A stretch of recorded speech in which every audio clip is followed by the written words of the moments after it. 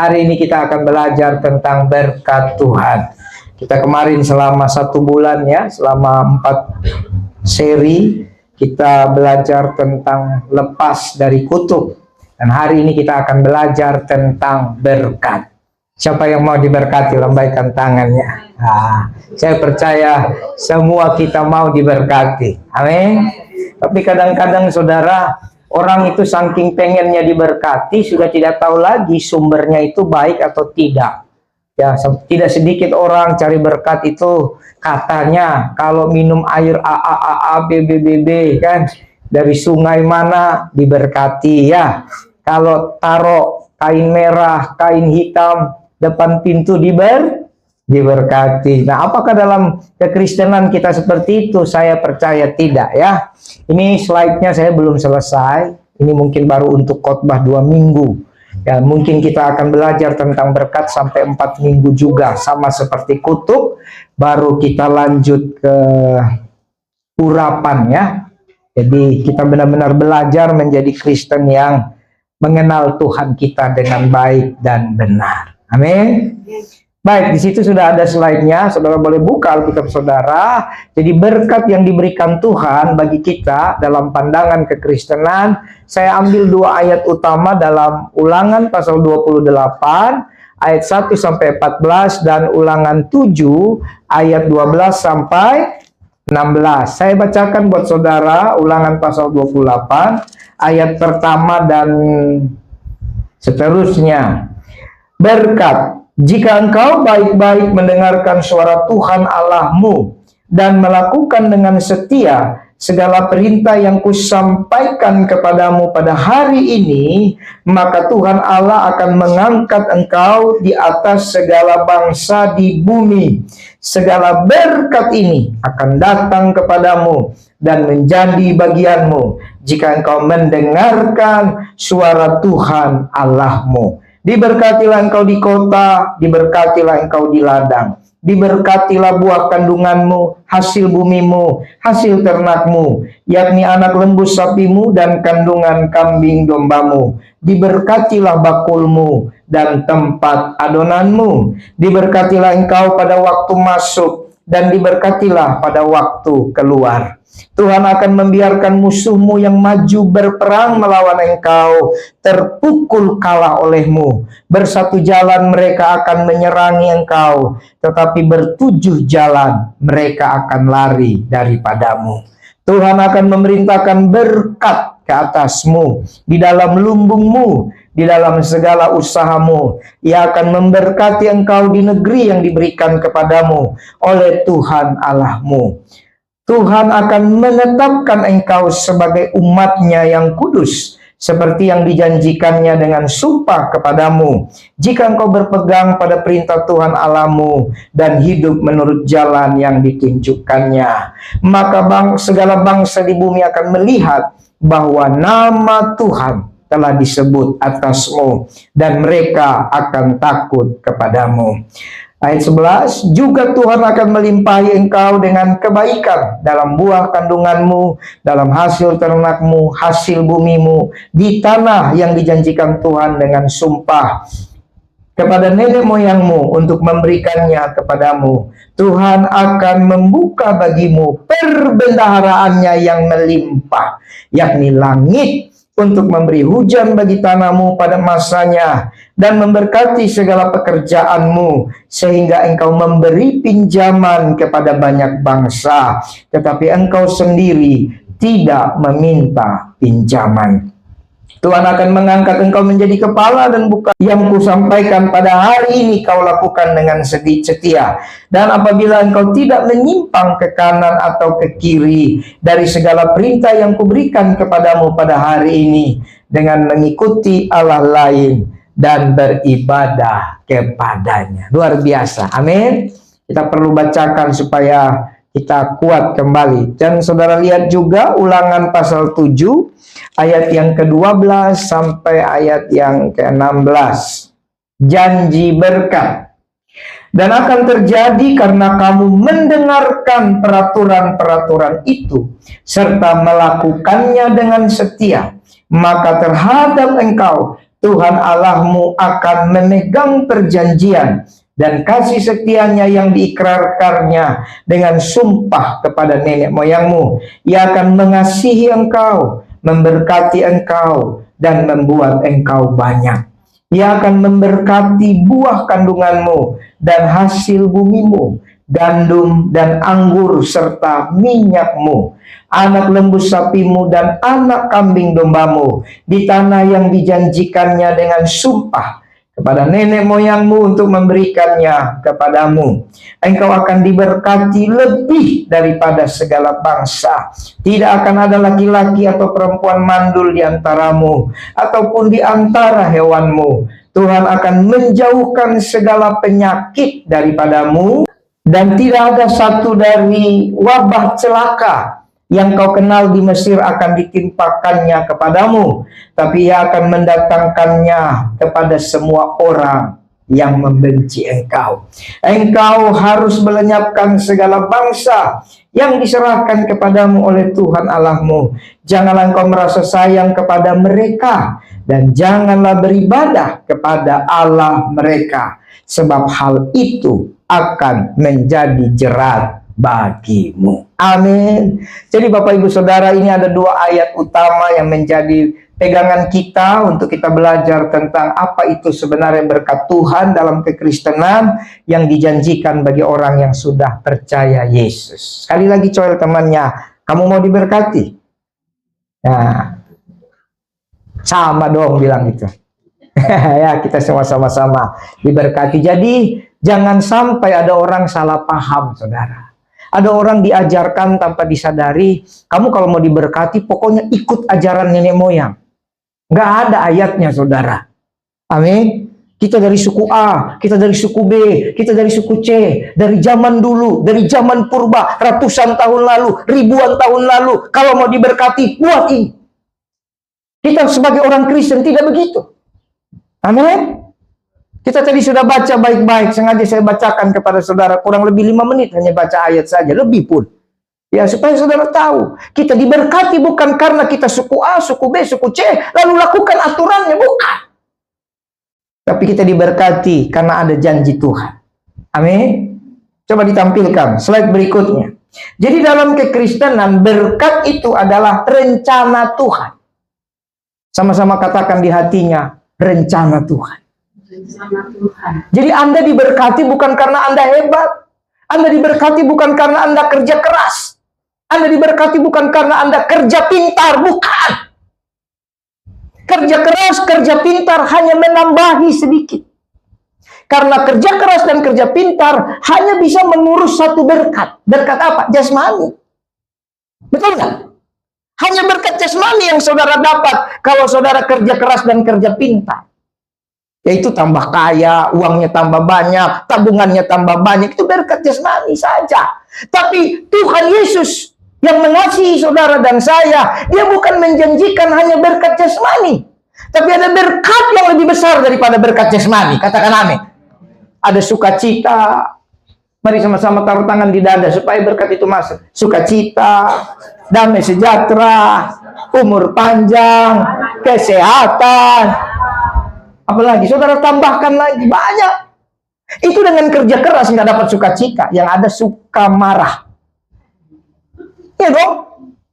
Saudara kerja pintar juga nggak dapat damai sejahtera, yang ada orang bilang, ih licik kali kawanku ini.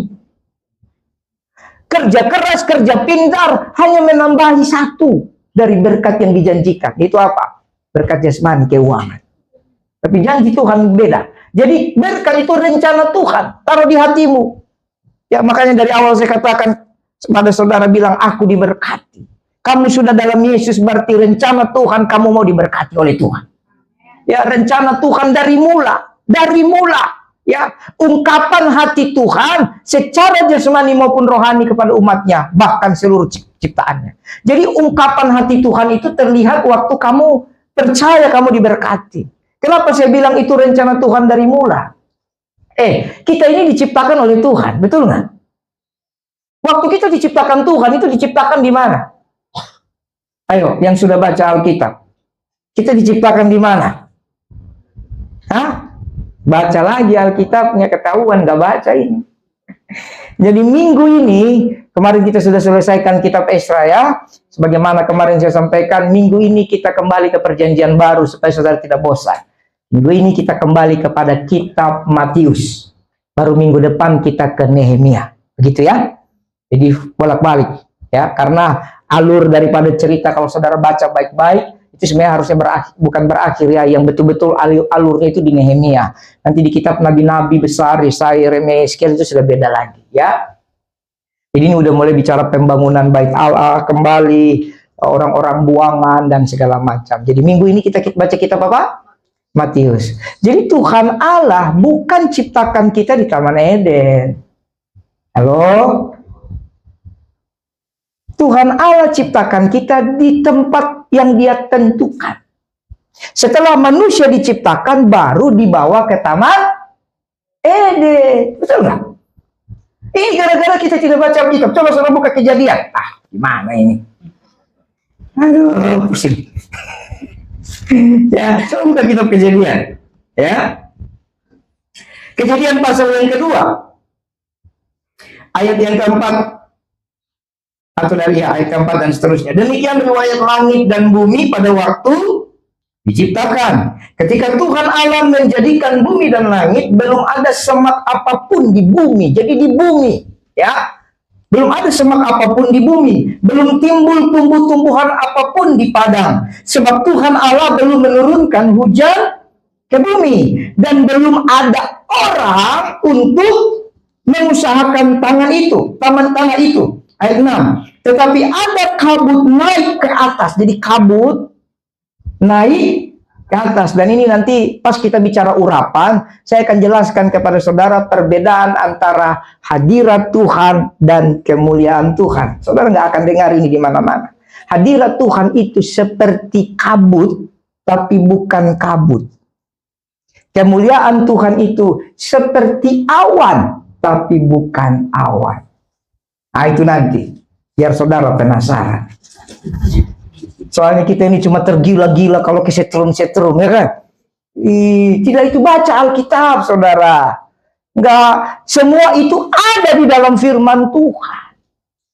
Jadi kalau ada orang sudah mulai horor-horor sedikit, aneh-aneh, itu orang diurapi. Enggak gitu, saudara. Amin. Urapan itu, hadirat Tuhan itu, semua ada di Alkitab. Hadirat Tuhan dan kemuliaan Tuhan itu berbeda ya. Atau saudara pikir sama? Tidak sama. Kemuliaan Tuhan ya kemuliaan Tuhan. Hadirat Tuhan ya hadirat Tuhan. Baik, kita tidak khotbah itu. Jadi ada kabut. Itu bicara hadirat Tuhan itu yang ada. Naik dari atas bumi dan membasahi seluruh permukaan bumi. Kemudian ayat 7. Ketika itulah Tuhan Allah membentuk manusia itu dari debu tanah dan menghembuskan nafas hidup ke dalam hidungnya. Jadi sudah dibentuk, dihembuskan nafas Tuhan itu sendiri ke dalam hidung manusia. Demikianlah manusia itu menjadi makhluk yang hidup. Ayat 8 selanjutnya. Tuhan Allah membuat taman di Eden di sebelah. Disitulah ditempatkannya manusia yang dibentuknya. Berarti manusia diciptakan di mana? Paham? Jadi manusia diciptakan di luar Taman Eden. Secara khusus manusia di sini adalah laki-laki. Angkat tangannya laki-laki. Boh, ada yang gak angkat tangan. Wah, ini harus kita penting ini. Jangan-jangan sudah mulai spirit-spirit Thailand masuk ini kan? Kan apa kalau Thailand tuh? Padi cup, cup, pop cup. Jangan saudara ya. Tuhan Allah menciptakan hanya dua, laki-laki dan perempuan, nggak ada yang lain. Ya, sekali lagi mana laki-laki? Ya, angkat tangan. Jadi sebenarnya secara khusus yang diciptakan di luar Taman Eden itu laki-laki. Makanya laki-laki itu saudara tidur di mana saja jadi. Betul nggak? Kalau sudah ngantuk, maaf ya, saya juga sering dulu. Orang saya lihat sering di motor, udah capek, dia tinggal taruh kepalanya di stang, tidur dia. Tahu-tahu, hebat. Ya kan? Laki-laki, karena laki-laki itu dibuat di luar Taman Eden kan? Laki-laki itu tangguh. Ya, kuat laki-laki karena diciptakan di luar Taman Eden. Jadi setelah diciptakan baru ditaruh di Taman Eden. Makanya laki-laki itu pengen sekali mengejar Taman Eden. Makanya dia berusaha, berjuang kan gitu kan. Supaya dapat kembali Taman Eden. Laki-laki itu kerja keras. Betul kan? Kerja keras supaya apa? Dari tanah yang gersang diciptakan lalu ditempatkan di Taman Eden. Makanya kalau kita lihat buah daripada, ini benaran saudara, buah daripada rencana Tuhan itu laki-laki memang pengennya seperti itu. Dan kerjanya mengusahakan Taman Eden, betul? Ditempatkan di Taman Eden. Makanya sifat laki-laki sama perempuan harusnya berbeda. Kalau ada yang sama, ya nanti kita konseling lagi. Tapi beda dengan perempuan. Perempuan diciptakan di Taman Eden. Yang perempuan angkat tangannya. Nah, boleh baku coel sesama perempuan bilang, kau ini produk Taman Eden. Tanahnya beda. Taman Eden itu tanahnya subur, betul nggak? Taman Eden itu semua yang terbaik, ada emas. Makanya perempuan suka emas. Apa itu Taman Eden? Coba kita lihat dulu. Coba lihat di ayat yang ke-18. Ini bukti. Jadi manusia sudah di Taman Eden, tapi belum ada perempuan. Ayat 18 apa katanya? Tuhan Allah berfirman, tidak baik kalau manusia itu seorang diri. Manusia ini siapa? Laki-laki.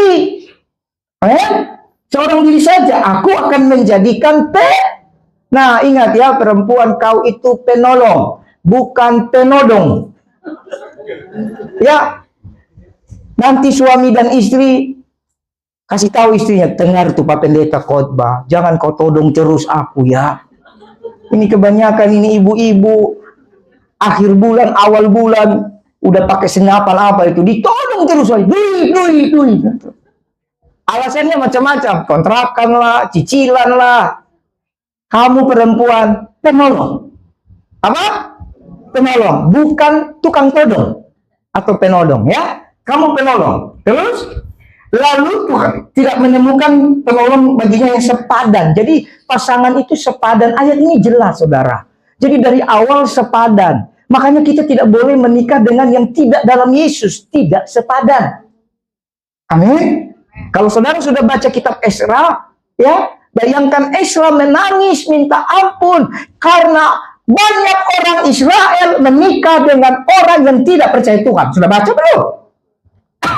Esra pasal yang ke-10 ayat yang pertama. Sementara Esra berdoa dan mengaku dosa, padahal yang kawin bukan Esra ya. Nah ini yang saya bilang, imam itu menjadi pensafaat. Saya tiap hari saya mengaku dosa, saudara.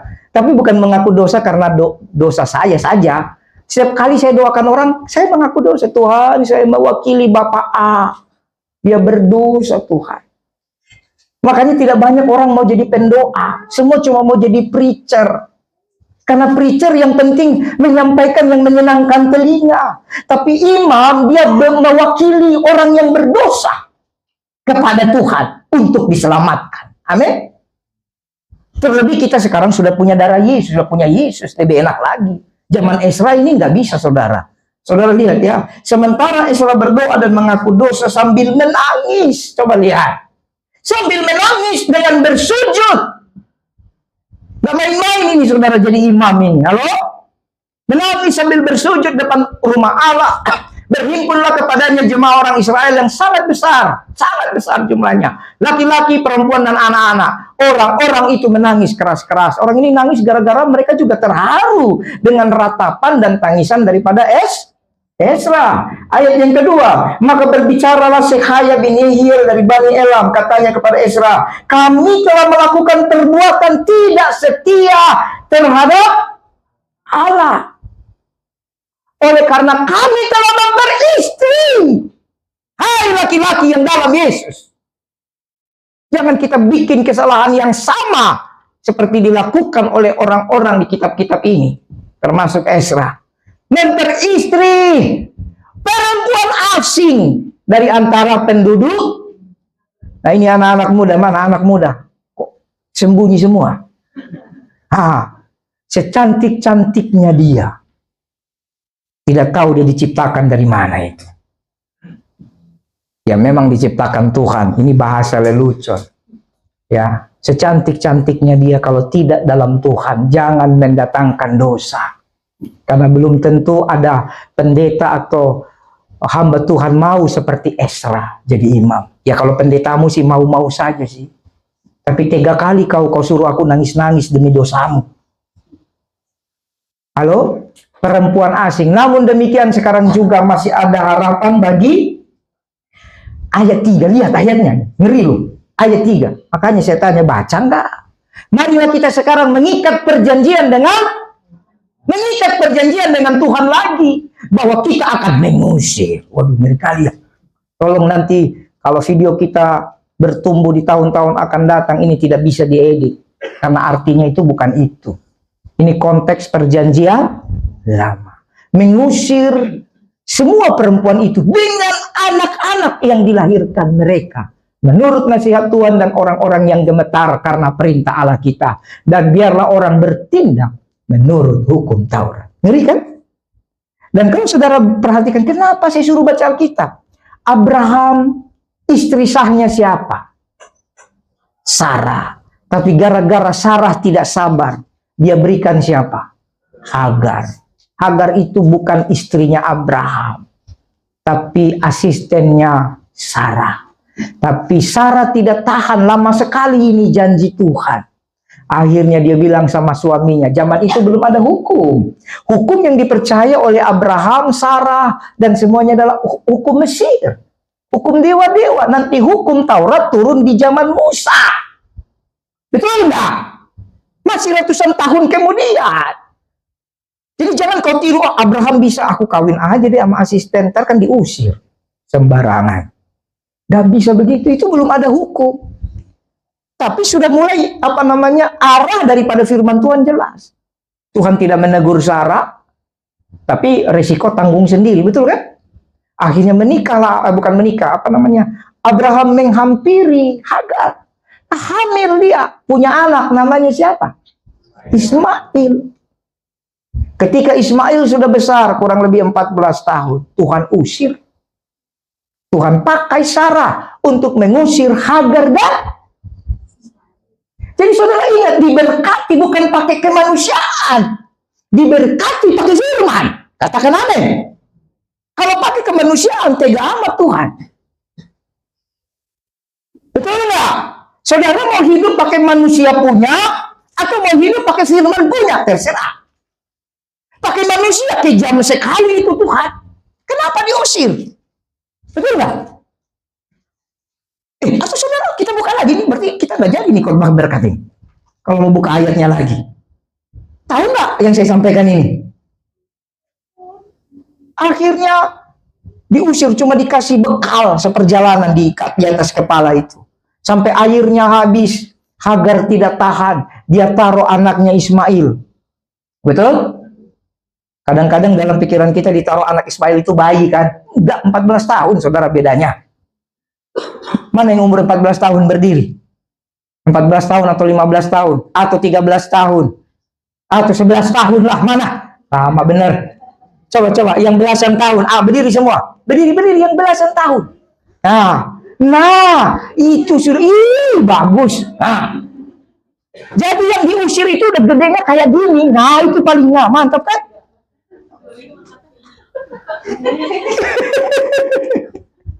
Iya kan? Mana Eliora sama Reni? Mana? Yosef mana Yosef? Yosef berdiri sayang. Sini nak. Anak Tuhan berdiri. Coba kamu lihat. Saudara lihat ini Ocep anak kita ini ganteng kali. Itu ada tanda di matanya itu. Tidak bakal ketukar itu. Nah. Yosef ini umur berapa? 5. Ini aja 5 tahun aja sudah besar. apalagi 14 tahun. Selama ini kadang kita nonton film yang salah. Seolah-olah Ismail itu diusir waktu bayi. Seperti Musa. Enggak. 14 tahun. Betul nggak? Tadi sudah lihat, berdiri sekali lagi. Cepat, berdiri. Yang belasan, berdiri. Tuh, tinggi-tinggi semua. Lebih tinggi dari gembalanya. Coba. Nah, coba yang satu paling terakhir. Berdiri itu. Jagoan terakhir. Nah, iya. Ini lebih tinggi dan lebih besar. Yang diusir itu yang badannya kayak begitu. Paham?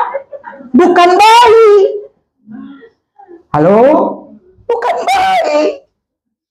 Tapi Alkitab bilang, ternyata dari Abraham sampai ke zaman Esra diusir, saudara. Nah, kita tidak perlu baca ayat demi ayat. Kita kembali ke slide kita. Jadi jangan ada seorang pun mau tergoda karena cantiknya, karena gantengnya. Kalau dia tidak percaya Tuhan Yesus, jadikan teman saja. Amin. Amin. Nah, jadi dalam kekristenan berkat rencana Tuhan, ungkapan hati Tuhan secara semula. Jadi perempuan diciptakan di Taman Eden, makanya suka emas. Kembali ke kejadian tadi. Kejadian. Jadi suami-suami siapkan hatimu, siapkan dirimu, siapkan dompetmu. Ya, jadi nanti ibu-ibu bilang, terima kasih Pak Gembala, terima kasih. Puji Tuhan, akhirnya ini firman yang saya tunggu-tunggu. Susah kali nyuruh suamiku menolong saya. Hari ini kebenaran dinyatakan. Tinggal saya bilang, kita bikin perjanjian, saya berapa persen ya? Nah, saya lihat. Kejadian pasal 2, ayat yang ke-10. Ada suatu sungai mengalir dari Eden untuk membasahi taman itu. Dan dari situ sungai itu terbagi menjadi 4 cabang. Yang pertama namanya Pison, yakni yang mengalir seluruh tanah Hawila, tempat emas. Apalagi, dan emas dari negeri itu baik. Di sana ada damar bedola dan batu krisopras. Jadi perempuan bukan hanya suka emas, suka juga batu-batu permata. Ya kan? Apalagi? Nama sungai yang kedua Gihon, yaitu yang mengalir mengelilingi sungai seluruh tanah Kus. Nama sungai yang ketiga Tigris, yang ini yang mengalir di sebelah timur Asyur. Dan sungai yang keempat ialah Efrat. Karena kita tidak bahas apa yang ada di Efrat, apa yang ada di Tigris. Pokoknya kenapa perempuan suka emas? Karena begitu diciptakan di Taman Eden, buka mata emas. Betul kan? Emas. Dan perempuan adalah makhluk paling terakhir yang diciptakan. Makhluk paling akhir. Makanya paling sempurna. Ya kan? Saking sempurnanya perempuan, saudara. Tuhan sudah bikin alis matanya cantik-cantik. Tapi menurut perempuan kurang cantik. Dia kerok loh. Lalu dia cukur, dia lukis. Ulang kan? Ayo. Yang suka lakukan itu, jangan tunjuk tangan. Ya. Apalagi Tuhan udah bikin bibirnya bagus-bagus, warnanya beda lah. Mau pink kah, merah kah, ungu kah, terserah. Tapi dia bisa bikin rubah-rubah loh. Dia cari itu kuteks. Apa namanya? Ya itulah. Lipstick. Dia pasang supaya bibirnya merah. Itu perempuan. Tapi coba kalau kita mau jujur, tetap cantik. Amin. Nah, coba saya lagi pelihara jenggot. Kucukur. Kulukis ulang. Kira-kira apa kata orang? Gila. Karena manusia yang ini tanahnya dari tanah di luar Taman Eden. Tidak bagus. Taman Eden itu bagus. Tinggal suami bilang dia, mami, baru 2 hari loh kau cukur ke salon. 600.000 itu cukur doang. Masa ke salon lagi? Tinggal begitu aja. Memang tetap indah, saudara. Tapi kebanyakan cukur, hati-hati nggak numbuh lagi nanti. Ya kan, sampai sekarang ada namanya sulam ya. Daripada cukur-cukur sulam. Saya bingung loh. Kayak yang sulam itu lebih bagus tangannya dari Tuhan. Saya mau tanya, lebih bagus sulaman Tuhan apa sulaman orang? Sampai di media sosial saya nonton, miring lagi. Tebal sebelah. Aduh, saya tertawa ini, cari gara-gara. Tapi terlepas dari itu, intinya memang perempuan, dia bikin apa saja indah. Betul nggak? Karena dia diciptakan di tempat yang indah. Amin. Apalagi, mana istriku? Nah, perempuan dia pakai baju saya, cakep-cakep aja kan? Dia pakai celana panjang, cakep-cakep aja kan? Kalau darurat bisa saja nggak dia pakai celana saya? Bisa. Paling orang bilang model baru. Perempuan ini kalau ada saja kan? Sampai pernah ada di media sosial kemarin baju robek-robek model baru. Keren. Ada si penyanyi itu siapa? Justin Timberlake. Celananya itu sampai di paha gitu. Gombrong gitu. Justin Timberlake apa Justin Bieber ya? Ah, itulah. Gua gaul juga cuy. Ini dia pakai celana sampai di bawah. Kan? Jadi kalau perempuan pakai celana kita, pakai celana suami, cantik-cantik saja kok. Tapi beda kalau saya pakai bajunya. Ya kan? Pasti. Kalau bapak pakai baju istri, wah, nggak usah kemana-mana Pak. Di depan pintu rumah saja, langsung dipanggil 911. Rumah sakit jiwa sudah dicari. Ada apa dengan bapak ini? Kenapa pakai rok kan? Itu kalau yang normal, tapi sekarang kan tidak normal, saudara. Laki-laki bangga pakai rok kan? Saya pernah kasih tunjuk video-videonya kan? Bahkan pendeta khotbah pakai rok. Pendeta LGBT, saya juga tidak tahu gereja mana yang mentahbis mereka jadi pendeta. Nah ini ya. Jadi dari mula Tuhan menciptakan kita untuk diberkati. Kembali ke Alkitab, ke slide kita. Ya, jadi baik jasmani dan rohani, kamu dan saya pasti diberkati Tuhan. Jadi bukan kerja keras, bukan kerja pintar, apalagi kerja licik, bukan. Ya, itu hanya sepotong. Dan bukan berarti saudara tidak kerja keras ya. Bukan berarti seperti itu. Ya, di Amsal dikatakan orang malas tidak akan diberkati. Tapi orang rajin, tangannya penuh dengan berkat Tuhan. Ya, tapi artinya begini, jangan saudara bilang, aku udah kerja keras Tuhan, kok nggak diberkati? Aku udah kerja pintar, kok nggak diberkati? Nah, cek ayatnya. Ya, next. Anugerah Tuhan itu meliputi kebaikan, ya, kesejahteraan, kekuatan, luar biasa ya, perlindungan dan warisan, ya. Jadi berkat itu sampai diwariskan, ya, yang diterima manusia karena, ya, yang pertama ini saya coba pretelin dengan sederhana, mendengarkan suara Tuhan baik-baik. Ini sama seperti waktu bulan lalu kita belajar tentang kutuk. Orang tidak diberkati karena tidak mendengarkan suara Tuhan. Kenapa tidak dengar? Karena yang dia dengar yang lain-lain. Hari ini sama saudara. Kalau saudara dengarkan suara Tuhan baik-baik, artinya baik-baik. Jadi bukan asal dengar, tapi baik. Kata baik-baik itu tahu nggak artinya apa? Sungguh-sungguh. Saudara, kalau naik motor atau naik mobil, atau paling pasti naik mobil, saudara, apalagi kalau saudara lagi mau hemat bensin, pintu apa, kacanya dibuka kan? Begitu kaca dibuka kan saudara nyetir, semua suara masuk kan? Knalpot, nyeng, mobil, nyeng, tiba-tiba ada orang berantem kedengar, woi, dengar semua kan? Tapi itu tidak dengar baik-baik, karena meskipun kamu dengar, kamu tetap jalan. Betul? Tapi waktu kamu parkir, beda. Waktu kamu parkir, kamu dengar suara tukang parkirnya baik-baik. Benar? Apalagi kalau mobilmu mobil jadul. Yang tidak ada kamera, tidak ada sensor parkir. Kalau zaman sekarang sih tutup mata juga bisa parkir mobilnya kan.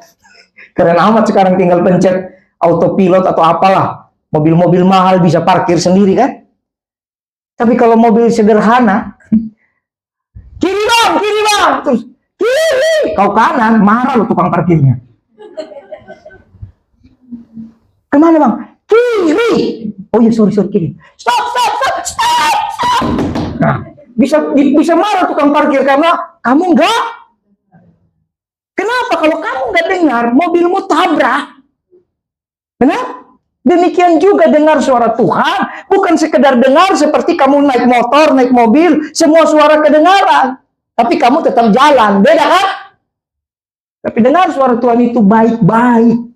Kata baik-baik, kamu perlu menyerahkan segenap kekuatanmu. Makanya dalam Matius 19, hukum terutama, kasihilah Tuhan Allahmu dengan segenap hatimu, dengan segenap jiwamu, dan dengan segenap kekuatanmu, akal budimu. Supaya apa? Kamu dengar suara Tuhan baik-baik. Katakan. Jadi Ulangan 28 ayat 1. Setelah kamu dengar baik-baik, tujuannya supaya apa? Kalau ada perintah Tuhan, kamu lakukan. Dan waktu kamu lakukan perintah Tuhan, kembali ke slide, kamu setia melakukan perintahnya. Ulangan 28 masih ayat 1. Setia lakukan perintah. Kembali ke slide, poin 2-nya. Setia lakukan perintah. Jadi kalau sudah dengar, lakukan. Lakukannya dengan apa? Setia. Kemarin saya sudah sampaikan, betul? Setia itu sama kayak kamu ke kantor atau ke sekolah. Tidak bisa hari ini kamu ke kantor, besok kamu libur, besoknya lagi kamu libur, besoknya lagi kamu libur, baru kamu masuk lagi hari Jumat, lalu Sabtu Minggu libur, Senin baru kamu libur lagi, suka-sukamu, dipecat kau. Amin. Yang sekolah juga, mana yang masih sekolah kan? Harus setia, mau tidur jam berapapun. Kalau sudah disetting, harus jam segini bangun, harus jam segini jalan, lakukan dengan setia. Kadang kita saudara lakukan firman, lakukan sih, tapi seperti tadi, suka-sukanya kita. Hari ini lakukan firman, besok tidak lakukan. Hari ini lakukan, besok tidak lagi. Lusa tidak lagi, lusanya lagi tidak lagi. Gimana saudara? Kalau mau diberkati, lakukan dengan setia. Supaya tidak salah lakukan, makanya dengar baik-baik. Amin. Amin gak? Apalagi? Memegang perjanjian dengan Tuhan. Nah ini yang gak gampang. Ulangan 7 ayat 12 tadi. Jadi ada perjanjian Tuhan. Tuhan yang bikin janji loh. Bukan kamu yang bikin janji. Kenapa Tuhan yang bikin janji? Perhatikan saya baik-baik. Karena kalau kamu yang bikin janji, kamu pasti tidak bisa tepati. Kalau kamu bikin janji, kamu akan dikejar kutuk. Karena waktu kamu tidak tepati, hitungannya nazar. Dan kalau kamu tidak bayar nazarmu, maka selesailah hidupmu. Tapi kenapa Tuhan yang bikin perjanjian? Karena Tuhan pasti tepati. Kita cuma butuh apa? Pegang. Pegang perjanjian itu. Meskipun kamu tidak lihat, kamu tidak dengar langsung, tapi kamu tahu Tuhan yang berjanji. Percayalah. Jangan kayak lagu dangdut, kau yang berjanji, kau yang mengingkari, kau yang... Ah itulah. Apa? Oh siapa? Kayaknya tiap hari. Jangan-jangan yang didengar bukan suara Tuhan. Bercanda ya. Ya namanya lagu dunia ya begitu. Tapi kita beda saudara, kita harus percaya kalau Tuhan berjanji dia setia. Amin. Contoh lagu-lagu janji Tuhan setia itu apa contoh? Kasih setia Tuhan ya, tak berkesudahan, tak habis-habisnya, rahmatnya selalu baru setiap pagi,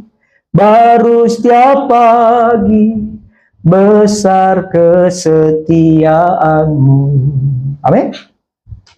Janjimu seperti fajar pagi hari, yang tiada pernah terlambat bersinar. Jadi Tuhan berjanji. Jadi sikap kita apa? Percaya saja. Kata pemegang perjanjian, percaya. Saudara, saya mau kasih kesaksian. Takut lupa karena jam berjalan terus. Hari ini, sebenarnya dari berapa hari lalu, saudara. Tapi saya baru dikabari hari ini. Pagi-pagi dikirim. Ada yang memberkati. Jadi saudara, secara kekuatan. Kalau nggak salah kurang hampir 42 juta kalau dari kas kita ya. Tapi ternyata masih dicukupkan Tuhan. Cuma pegang apa? Perjanjian. Tahun lalu Tuhan pakai siapa yang berkati. Tahun lalunya lagi Tuhan pakai siapa yang berkati. Tahun ini siapa yang berkati. Dan saya berdoa, semua yang memberkati baik kecil maupun besar, diberkati Tuhan. Amen. Jadi nanti saudara yang tergerak hatinya, baik minggu ini, minggu depan, silahkan saudara tambah lagi buli-buli. Karena tahun demi tahun tetap berjalan. Kasih karunia loh. Banyak orang bilang, Bapak kenapa sih masih layani jemaat orang? Masih doakan orang punya pergumulan. Karena itu panggilan saya. Tapi ternyata itu tadi saudara. Karena itu suara Tuhan. Harusnya berkat itu mungkin untuk pribadi kami. Tapi apa yang kita tabur pasti kita tuai. Dengan melayani orang-orang di luar sana. Tiba-tiba Roh Kudus jamah hati mereka. Berkati gerejanya. Amin. Dan ini detik-detik terakhir. Keren gak Tuhan Yesus? Jadi kurangnya nggak banyak. Kalau kurang nggak banyak, makas masih aman. Bukan begitu Ibu Bendahara? Oh jangan-jangan dia lagi hitung gitu. Kalau kurang cuma kecil, uang kas kita sudah banyak. Amin. Kok kayak kurang sukacita? Apa uang kas kita bagi rata saja? Biar aja kan, enggak gitu saudara. Ini saya mau bagi sukacita kepada, pegang aja perjanjian Tuhan. Saya itu mikir-mikir, jangan-jangan si itu kali ya. Enggak pernah saudara. Justru terlalu banyak mikir, enggak dapat berkatnya. Yang perlu pegang aja. Jadi kalau masih kurang sedikit, cemen sekali. Itu pun gara-gara kesalahan saya yang tidak akurat menghitungnya. Dan sama mungkin saya malu-malu. Tahu kan? Kita ini hamba Tuhan, malu-malu. Belum tahu kan? Harusnya saya bilang, kurang berapa Pak? 8M, kan gitu. Langsung kita beli 2 ruko kan? Mungkin kita malu-malu. Kan jadi jangan sampai karena terlalu serakah malah berkat hilang. Ya kan? Jadi kan saya meskipun tidak hitung tapi kira-kira lah ada di pikiran saya. Jadi kalau kurang-kurang dikit, uang kas kita masih sanggup. Amin. Amin. Luar biasa. Betul Bu Bendara? Tuh bingung dia kan? Apa ini? Jadi tadi pagi ada berkat, meskipun tidak besar. Hari Jumat kita bisa bayarkan uang sewa kita. Luar biasa. Berikan sekali lagi tepuk tangan untuk kita. Kemudian bergaul dengan Tuhan. Nah ini poinnya dulu. Pertama dengar, kedua setia, ketiga pegang perjanjian. Pegang ya, pegang itu sama seperti barang berharga. Sesuatu yang kita pegang itu yang berharga, betul ya? Jadi perjanjian Tuhan dengan hidupmu itu berharga. Meskipun keadaanmu hari ini tidak baik-baik saja, tapi perjanjian itu mahal. Harus kamu pegang. Kemudian bergaul dengan Tuhan. Mazmur 25 ayat 14, Tuhan bergaul karib. Lihat, karib. Jadi bukan sekedar bergaul biasa. Ya, Tuhan bergaul karib dengan orang yang takut akan Dia dan perjanjiannya diberitahukannya kepada mereka.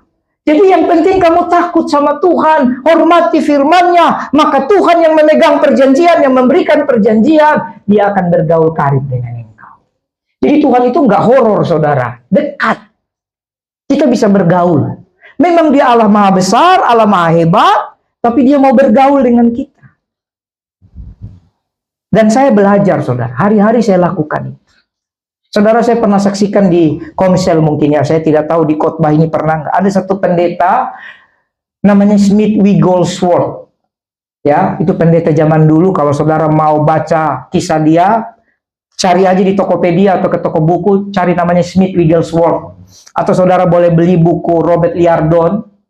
Ya, Jenderal-Jenderal Iman, seri 1, 2, 3. Saya semua ada. Buku Smith Wigglesworth, di rumah saya mungkin belasan buku, banyak serinya. Bukan buku teolog yang hebat, sederhana, tapi bagus. Ya, Dia satu-satunya manusia, sepertinya ya, satu-satunya manusia yang melayani di zaman modern, sekalipun dia di tahun 1800-an ya, 1800 sampai 1900 berapa, yang tidak pernah baca buku apapun selain Alkitab. Keren ya? Satu-satunya hamba Tuhan yang tidak pernah baca buku apapun selain Alkitab. Dan yang ngajar dia baca Alkitab istrinya. Makanya benar, istri itu penolong. Dia itu tukang ledeng. Tahu tukang ledeng? Zaman dulu itu tukang ledeng itu ya punya bisa bekerja. Kalau sekarang tukang ledeng kayaknya enggak ya. Enggak ada objekannya itu. Zaman dulu kan pasang air di mana-mana. Kayak sumur. Saya masih sempat di Tangerang awal menikah sama istri saya masih di rumah yang pakai sumur bor. Itu kalau panggil tukang sumur bor itu kita bisa bayar 4-5 juta loh kalau lagi mampet. Mahal itu. Sekarang sudah tidak ada sumur bor kan? Semua sudah PAM atau AETRA pemerintah punya. Nah seperti itu, dia tukang ledeng. Tapi begitu dia cinta Tuhan, dia kenal Tuhan dari Alkitab, sekali waktu istrinya mati oleh karena sakit. Dia nangis. Dia bilang sama Tuhan, aku tidak bisa. Dia sahabatku, dia temanku. Dia satu-satunya yang kumiliki, tidak ada lagi yang lain. Saking dia sedih, dia berdirikan istrinya. Sini kamu nak, contoh. Dia berdirikan istrinya, sini. Biar kau masuk kamera. Dia berdirikan istrinya, sini ya. Dia banting di tembok, tuk gitu. Dalam nama Yesus, bangkit, bangkit saudara. Manusia pertama yang dia bangkitkan istrinya. Udah, jangan kelamaan di video.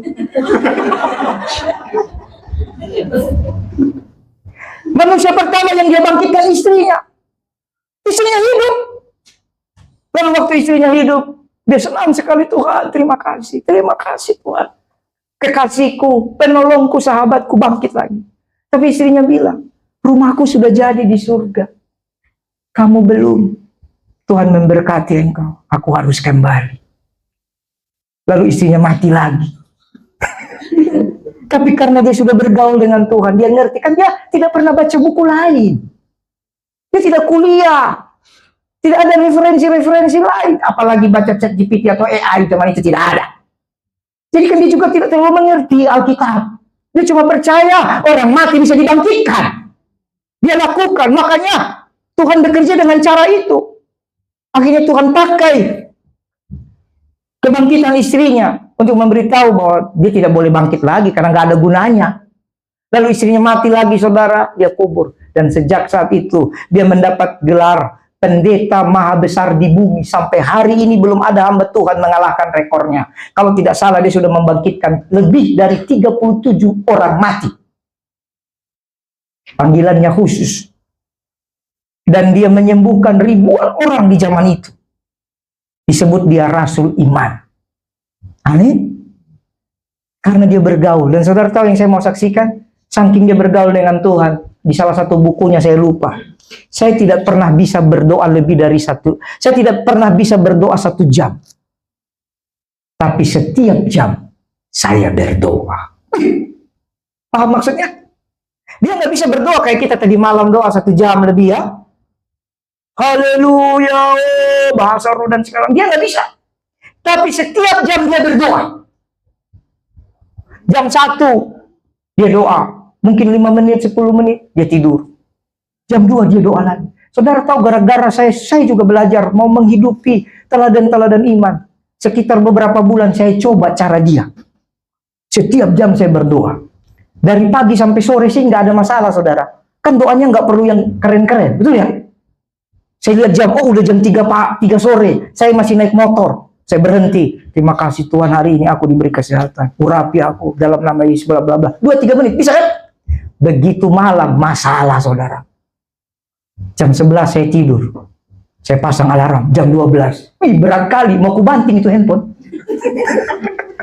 Tapi kan lagi bangun komitmen. Saya duduk berlutut. Saya kalau di kamar pasti berlutut. Saya berlutut. Wah. Darah Yesus. Padahal tidak ada setan panggil darah Yesus, kan gitu. Aku berdoa. Cuma 2 menit. Kan mau coba. Dalam nama Yesus, bla bla bla. Terima kasih Tuhan. Amin. Buru-buru tidur lagi. Alarm bunyi lagi jam 1. Doa lagi. Bunyi lagi jam 2. Aduh, berat sekali. Mendingan doa 2 jam Tuhan. Daripada setiap jam berdoa. Tapi yang saya mau beritahu itu kasih karunia buat beliau. Kita tidak bisa tiru bagaimana orang bergaul dengan Tuhan. Temukan polamu, temukan caramu sendiri bergaul dengan Tuhan. 2-3 bulan saya coba, waduh kurus kering saya. Kurang tidur. Pas doain orang, Pak kurang darah ya. Bukan kurang tidur. Karena tiap 1 jam bangun. Nggak bisa saudara. Tapi yang paling penting mulai, temukan polanya. Bagaimana kamu bisa temukan pola, kamu nggak mulai. Yang kamu pikirkan cuma malas, nggak bisa. Terserah saudara mau apa. Atau, oh, kata Pak Budi tiap jam, aku mau rubah. 5 jam, silakan. 5 jam kan bisa tidur cukup lah ya. Sanggup nggak kamu konsisten? Jadi daripada itu lebih baik kau berdoa setiap hari saja. Saya sih memilih saya mendingan doa 1-2 jam. Itu lebih indah. Berat sekali kalau tiap jam, saudara. Pantasan belum bisa saya kalahkan imannya. Tiap jam. Sampai sekali waktu dia tidur. Sudah capek pelayanan. Karena kan dia cuma jendela tidur kurang lebih nggak nyampe 1 jam. Berarti 50 menit kan. Dia habis pelayanan. Ada buku warna putih, saya lupa judulnya. Di rumah saya warna putih, tapi saya tidak akan kasih pinjam. Karena kalau dipinjam tidak akan kembali lagi nanti. Biasanya begitu. Beli sendiri. Cari di Tokopedia kah di mana silahkan. Nah, di buku warna putih, ya itulah, lupa saya judulnya. Di buku warna putih, sekali waktu dia capek pelayanan, mungkin sekitar jam 12 malam, jam 1 pagi dia tidur. Begitu dia tidur, ada yang ketok pintu. Dia bangun, aduh, kurang ini jam tidur saya nanti. Dia buka pintu, tidak ada orang. Dia pergi tidur lagi. Dia ketuk pintu lagi. Karena dia hamba Tuhan, dia keluar. Dia buka, tidak ada orang ini, siapa ini? Dia tidur lagi. Kali ketiga, ketuk pintu lagi. Baru dia buka pintu. Dia lihat setan. Dia lihat kuntilanak dan segala macam lah. Mungkin di Amerika sana bukan kuntilanak namanya kan? Mungkin di sana namanya kuntilanak. Nah itulah, mungkin di sana namanya Caki kah, Annabel kah, atau Bel-Bel lah, apalah nggak tahu ya di sana namanya. Pokoknya model setan. Saya tahu dia bukan bilang darah Yesus, bukan kayak kita kabur kan. Kalau Kristen tiba-tiba buka pintu ada begitu, kamu kencing di celana, atau kabur kemana? Tidak. Atau kalau kita yang sok-sok rohani lihat setan langsung lari, tunggu kau di situ, ambil minyak urapan. Enggak gitu saudara. Mana mau setan tungguin kau ambil dia minyak urapan? Setan tidak diurapi. Masa kau mau urapi setan? Apa yang terjadi saudara? Dia cuma ngomong ini karena dia ngantuk sekali. Karena dia setiap jam berdoa. Dia cuma tidak usir saja cuma. Kau ganggu orang tidur saja. Pergi. Ditutup pintu dia tidur. Itu orang bergaul dengan Tuhan. Dia percaya. Dia usir tidak dia usir. Ada Tuhan yang jaga dia. Itu kau ganggu orang saja berisik. Itu tidur. Nggak ada tuh merinding-merinding, nggak ada.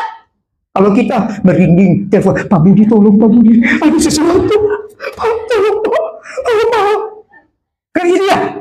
Kenapa dia bisa begitu? Karena dia bergaul dengan Tuhan.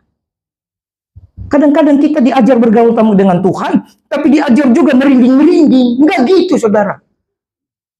Sekali waktu kami memberkati ada orang yang terikat dengan kuasa gelap. Pengantin vampir. Nggak percaya atau tidak? Waktu pemberkatan itu tahun berapa itu? Setannya dari luar negeri datang loh ke rumah saya. Ini itu. Tapi saya cuma ingat, Tuhan, saya kan baru lokal, belum interlokal. Gimana cara musirnya ya Tuhan? Tapi tiba-tiba ada kekuatan.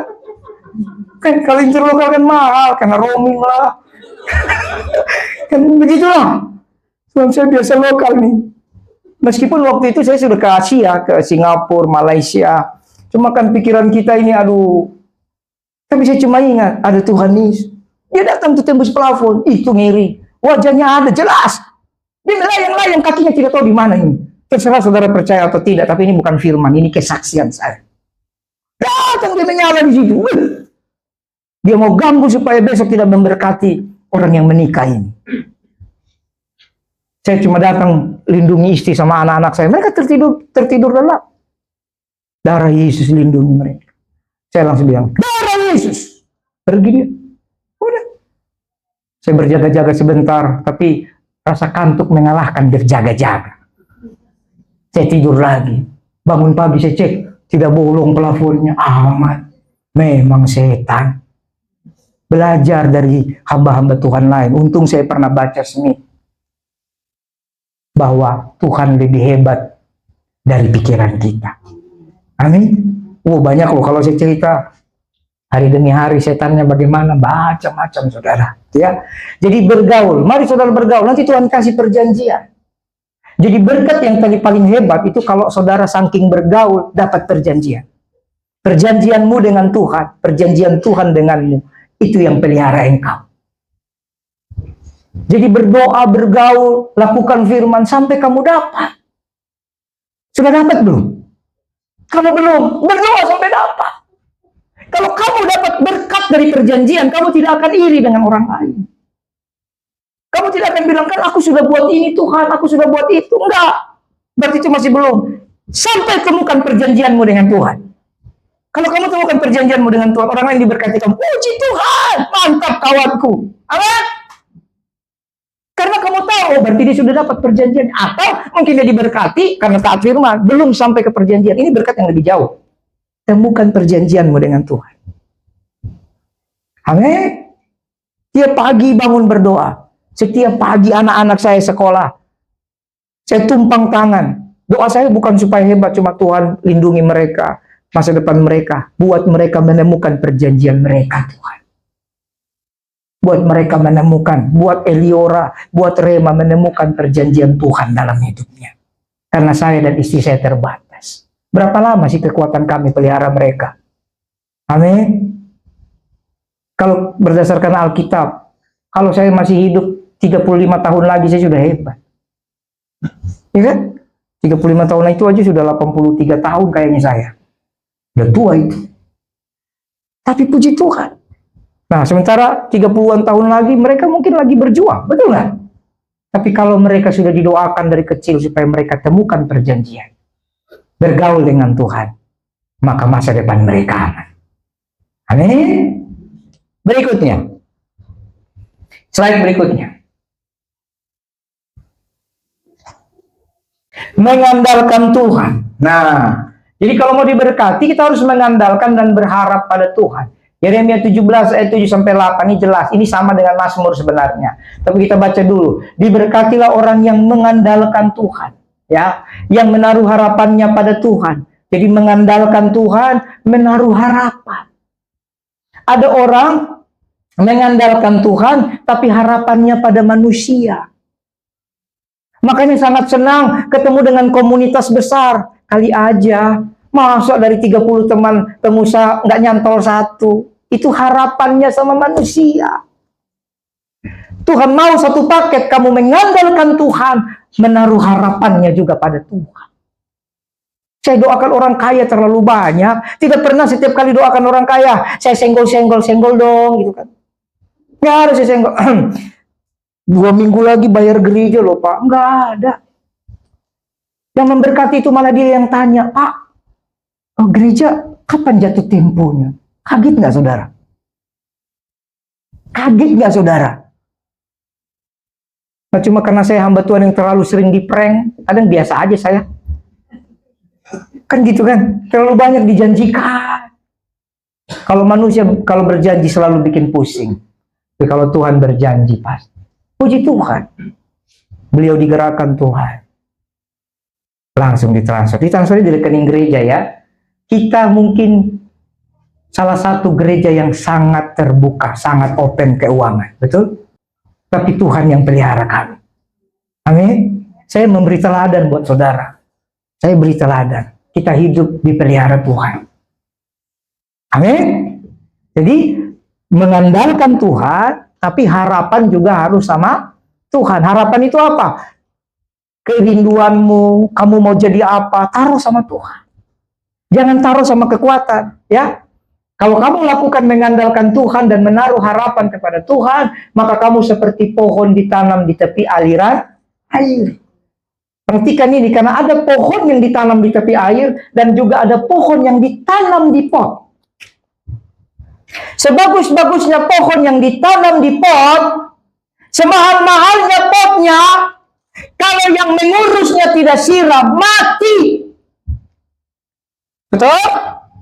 Tapi sejelek-jeleknya tanah itu, kalau dekat aliran air, akarnya akan mencari aliran air. Hari-hari ini gereja mewah tambah banyak. Gereja penuh, tapi hati kosong. Gereja keren, tapi hati kosong. Gereja keren itu seperti ditanam dalam pot. Potnya bagus, potnya mahal. Tapi isinya. Tapi kalau saudara mengandalkan Tuhan, saudara menaruh harapan sama Tuhan, sekalipun tidak ada pot yang keren. Amin. akarmu akan cari air. Terus apa? Yang merambatkan akarnya ke tepi batang air. Hebat ya? Dan yang tidak mengalami datangnya panas. Wah, kenapa? Karena akarnya, fondasinya sudah ketemu air. Yang daunnya tetap hijau. Daun tetap hijau tapi cerah, sukacita. Kurang tidur tapi, wah kan sama kayak wajah-wajah di sini. Sebelah coba lihat. Tuh kan daun-daun hijau semua. Daun hijau ya, bukan daun muda. Daun muda beda lagi ya. Nah ini saya lihat tuh kan begitu senyum, wah hijau-hijau semua ini. Ya kan? Terus apa? Yang tidak khawatir dalam tahun kering. Ini keren. Ada orang tahun subur aja khawatir. Ada orang rekeningnya banyak aja khawatir. Saya mau tanya, siapa di sini yang rekeningnya masih ada? Nggak masalah uangnya berapa banyak. Masih ada? Nggak ada? Astaga. Kayak kita perlu doa 3 malam nih. Masih ada, tapi masih khawatir. Siapa? Ah itu nggak boleh. Ini dikatakan tidak khawatir dalam tahun kering. Tahun kering itu nggak punya. Saudara, saya masukin anak saya sekolah. Itu bukan karena punya uang, saudara. Nggak ada. Saya berusaha cari sekolah termurah. Makanya saya senang sekali dengan anakku Matthew. Beri tepuk tangan buat Matthew. Beri tepuk tangan buat Tristan juga. Mereka dapat beasiswa itu sekolah gratis atau sekolah murah lah. Matthew itu sampai kos kaki. Kemarin kita beli kos kaki satu pasang aja 35.000. Kos kakinya 5 pasang. Pramuka sendiri. Yang baju pink sendiri. Putih biru sendiri. Sekalian aja aku bilang ku gade aja kos kaki. 2 biji ini kan, 1 SMP, 1 SD. Jangan suka pikir, saya gaya-gayaan. Tidak, dengar suara Tuhan. Saya coba cari sekolah termurah, saudara. Puji Tuhan di daerah kita tidak ada. Kan gitu. Terus gimana? Mau marah-marah? Nggak bisa, ya dengar suara Tuhan. Tuntunan demi tuntunan. Sebelumnya aku tanya sama anak-anak, kamu mau sekolah? Karena saya berharap tidak. Oh haleluya. Berarti selamat saya kan. Begitu mau ya. Itulah hati seorang orang tua. Apalagi hati Tuhan. Lalu anakku yang cewek, mana dia sih? Ampun dah. Si cantik itu. Mau sekolah mau pi. Gara-gara waktu muter-muter ikut dia. Dia sudah pilih aku mau yang di situ. Ku mau di sana. Waktu Tuhan datang. Ku mau di sana. Dia udah pilih. Nah itu mahal nak. Kan papi tinggal minta sama Tuhan. Kadang punya iman itu kayak anak kecil. Pas dia ngomong itu suara Tuhan menegur saya. Kenapa saya takut? Benar nggak? Itu omongan sederhana tapi menampar saya seorang pendeta ini. Kan papi tinggal minta sama Tuhan. Dia cium aku. Ayolah pi. Papiku saya. Kalau dia sudah merayu. Itu gunung rubuh. Semua. Tapi bagi saya bukan rayuan, tapi pas itu yang memberkati saya. Kan papi tinggal minta sama Tuhan. Kan papi tiap minggu khotbah, percaya Tuhan. Ya ampun. Masalahnya saudara 20 juta. Bukan masalah tinggal minta sama Tuhan. Terima. Dan Eliora berat. Akhirnya gimana? Coba lagi putar, habisin bensin. Istriku udah senyum-senyum aja. Dia mah ngikut aja dia. Tuh penolong. Kan, bahkan lagi nyari itu dia udah siapin pisang goreng, kopi udah siapin. Tapi lapar. Nah, itu penolong. Ibu-ibu harus belajar gitu. Jangan kau marah-marah lagi suamimu. Udah pusing dia itu. Akhirnya cari, iya ya, berdoa Tuhan gimana. Oh, ikut tes. Kalau lulus tes, bolehlah. Lulus. Ya, memang ada saja. Ya sudahlah. Wawancara. Puji Tuhan. Tuhan memberi pencobaan tidak lebih dari kekuatan. 1 Korintus 10 ayat 13. Pada waktu kamu dicobai, dia adalah Allah yang setia. Dia akan memberikan kepadamu jalan keluar. Sehingga kamu dapat menanggungnya. Kalau pakai angka-angkanya banyak sekali nolnya bagi saya. Mungkin bagi orang-orang lain kecil itu. Bagi saya itu banyak, saudara. Amin. Tiba-tiba pas wawancara. Oh, Bapak Pendeta, boleh cicil. Hah? Boleh cicil? Berapa banyak? Terserah sampai masuk sekolah. Saya hitung. Jilori, joji, josi, jiloro, naro. Kan gitu. 6 bulan. Puji Tuhan bisa cicil 6 bulan. Terus cicilannya di bagian 6. Enggak, terserah Bapak. Bapak mau kasih besar boleh. 100.000 juga boleh. Begitu. Tanda tangan semua. Kadang kan cuma butuh itu, saudara. Kadang kan waktu iman kita lemah, Tuhan juga bisa pakai orang lain tolong iman kita, saudara. Dia pakai anak kecil, dia pakai sekolah yang nggak ada urusannya kan. Tapi begitu dia bilang, boleh cicil Pak. Dua-duanya. Terserah. Berapa? Terserah. Bulan Julinya sampai tanggal berapa? Terserah. Tanda tangan lah. Puji Tuhan, saudara. Jadi kadang kita perlu melangkah bukan karena kita punya, bukan karena lagi tahun subur. Tapi puji Tuhan, meskipun tahun kering, orang yang bergaul sama Tuhan, orang yang mengandalkan Tuhan, orang yang pengharapannya sama Tuhan, tahunnya boleh kering. Tapi dia tidak khawatir, katakan amin. Mari belajar, saudara. Jadi kalau tahun lagi berat aja tidak khawatir, harusnya kalau tahun lagi subur, lebih tidak khawatir. Kalau lagi tidak ada uang saja harusnya saudara tidak khawatir. Apalagi kalau masih ada uang, sekalipun sedikit. Amin? Amin enggak? Klik lagi dan kita selesaikan. Nah ini selaras dengan Mazmur pasal 1. Ya, Mazmur pasal 1 ayat 1-3. Berbahagialah orang yang tidak berjalan menurut nasihat orang fasik. Kenapa? Karena nasihat orang fasik bikin kamu khawatir. Terlalu banyak dengar, nonton media sosial, takut dan khawatir. Kadang-kadang perlu untuk tidak dengar. Nggak apa-apa dibilang kudet. Apa kudet ya? Kurang update. Nggak apa-apa. Update juga ada untungnya nggak? Nggak ada untungnya juga. Kalau ada untungnya baik ya. Yang tidak berdiri di jalan orang berdosa. Orang berdosa itu jalannya miring-miring, mencela-mencele. Jangan berdiri di situ. Yang tidak berdiri di kumpulan pencemooh, tapi kesukaannya Taurat Tuhan. Jadi sukakan dirimu Taurat Tuhan. Jadi minggu ini saya berharap Matius 28 pasal selesaikan. Tadi pagi saja kami 3 pasal ya. 3 pasal. Nanti pulang lagi pasal lagi, bayangkan. Malah anak-anak senang di mobil. Berpasal-pasal. Jadi kalau kami naik mobil 3-4 kali sehari bisa 8-9 pasal. Kan tidak butuh mengerti. Alkitab bilang suka. Urusan mengerti urusan Roh Kudus. Kesukaannya Taurat Tuhan, merenungkan Taurat itu siang dan malam. Baru renungkan. Kadang diberkati itu karena kamu renungkan firman loh. Tuhan bisa bukakan tadi ya, dia bukakan perbendaharaannya. So lihat, ya. Ayat 12. Tuhan akan membuka bagimu perbendaharaannya ya. Saya mau tanya, perbendaharaan Tuhan itu banyak atau sedikit? Sekarang coba coel temanmu, tapi jangan pasanganmu. Perbendaharaanmu banyak nggak Pak? Silakan, nggak usah jawab, tapi coel aja. Nanti lihat dari senyumnya. Silakan coel temannya. Coel, silakan. Kan? Jauh dari senyumnya ketahuan. Kalau semakin besar senyumnya, artinya makin kecil perbendaharaan. Karena begini saudara, untuk menutupi, ya. Tapi kalau tenang, itu banyak itu. Kan gitu.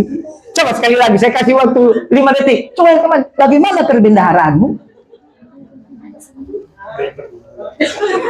Jangan ngomong pergumulan, atuh Bapak. Kita lagi ngomong perbendaharaan. Ya. Artinya begini, kita punya perbendaharaan itu macam model. Ada yang lagi ICU. ICU. Sekarang ada ICCU. Ada NICU. Yang udah di NICU itu udah repot itu. Ya, ada yang kamar perawatan. Ya, tapi ada juga yang bagus kan. Beda-beda kan. Tapi saya mau ajar saudara hari ini, perbendaharaan Tuhan itu tak terbatas. Saudara, sebenarnya saya mau khotbah ini, saya mau nangis. Kok bisa ya? Kok bisa Tuhan kirim kita kekurangan sewa? Enggak mungkin, saudara. Paham nggak? Ternyata cuma bergaul, cuma pegang aja. Kok bisa? Karena perbendaharaan Tuhan besar. Cuma kamu percaya nggak? Apa yang kamu lihat? Aduh, biasanya aku makan bakmi di sini 18.000, kok jadi 23.000 sih? Kira-kira gitu kan? Kan kita masalahnya di situ-situ aja kan? Terus marah-marah. Emang kenapa kalau 23.000? Simpel, saudara. Nggak usah pusing. Kalau bakmi mau naik dari 18.000 ke 23.000, pindah. Gitu. Cari 12.000. Artinya ya sudahlah. Tuhan Yesus punya perbendaharaan itu besar. Dia akan buka. Tapi syaratnya apa? Dengar, lakukan dengan setia, mengandalkan Tuhan, taruh harapan sama Tuhan, bergaul dengan Tuhan, pegang perjanjiannya. Amin. Hidup kami ini mustahil, saudara. Mustahil. Rumah dikasih, mobil dikasih, motor dikasih, anak dikasih, apalagi istri. Istriku ini dikasih. Gak ada itu saya lirik-lirik, lirikan matamu. Gak ada. Tiba-tiba dia datang bawa adiknya. Esra masih kecil itu. Masih umur berapa Esra? 4 tahun. Sekarang udah mau kawin pun. Masih kecil Esra. Tiba-tiba Tuhan bilang, itu istrimu. Baik. Nanti sekali waktu kita saksikan ulang baik-baik. Saya tanya gembala saya waktu itu, Pak, tadi itu perempuan lewat siapa ya? Oh, itu anak muda di sini, keren itu. Dia promosikan. Oh, tadi saya dengar suara Tuhan. Dia istriku. Dia cuma bilang, mantap, sambil garuk-garuk kepala. Padahal gak ada kutunya. Maksud saya itu suara Tuhan bukan Pak. Mantap. Itu aja. Bulan depan saya tanya lagi, mantap. Tahun depan ku tanya lagi, mantap, mantap terus. Yang benar mantap sih. Yang dari Tuhan mantap. Maksud saya kan saya pengen gitu. Mari saudara bersyukur punya gembala. Saudara bertanya, saya jawab. Dulu pemimpin saya, dia suruh kita tanya Tuhan. Cuma mantap. Sampai sudah 5 tahun. Pernyataan itu 5 tahun. Saya tanya lagi. Lalu dengar suara Tuhan, masih saya tanya. Pak, gimana? Mantap! Kita ganti saja namanya pendeta mantap. Tapi saya pikir itu baik juga. Karena mengenai pasangan hidup, harus kita dengan Tuhan. Betul nggak? Jangan nanti kita menggantungkan itu ke orang lain, ternyata nggak seperti pikiran kita. Kita marah-marah sama orang itu. Itu sebab saya sekarang juga belajar terus. Ada hal-hal yang saya hanya kasih rambu-rambu saja. Secara khusus yang menikah, silakan. Kalau sudah cinta, lanjutkan. Ajar beliau. Kira-kira seperti itu. Tuhan Yesus memberkati. Jangan lupakan episode kedua di minggu depan di awal bulan Agustus. Tuhan Yesus memberkati.